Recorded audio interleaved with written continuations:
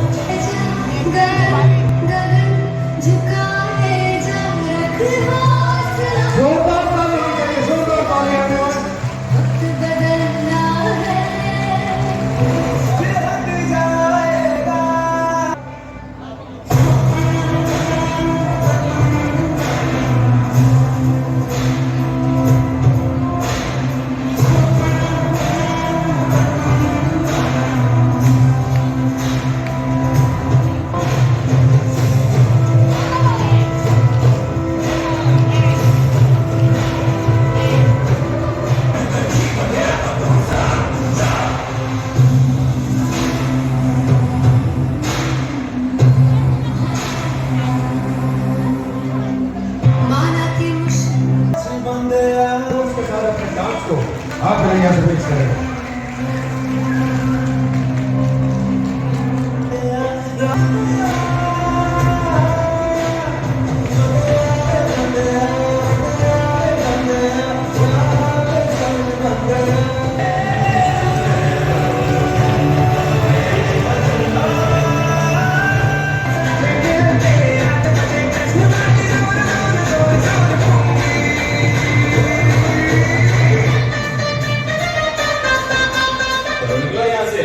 Sir हमें मौका तो दीजिए सर सर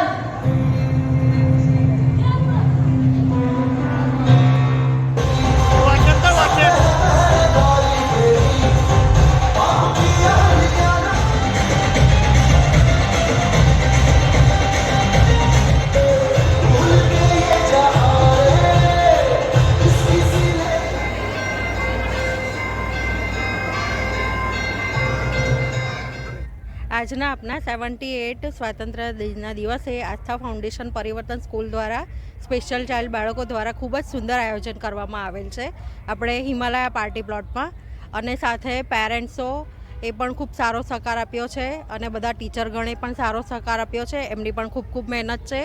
અને સાથે આપણે આપણા સ્પેશિયલ મહેમાન ડીપીએસ સ્કૂલના પ્રિન્સિપાલ મિસ્ટર એ.કે. સિન્હાએ પણ અહીંયા ઉપસ્થિત રહીને અમારા કાર્યક્રમને ખૂબ જ સારી રીતે એમને આગળ વધાર્યો છે, તો એ બદલ હું બધાનો ખૂબ ખૂબ આભાર માનું છું.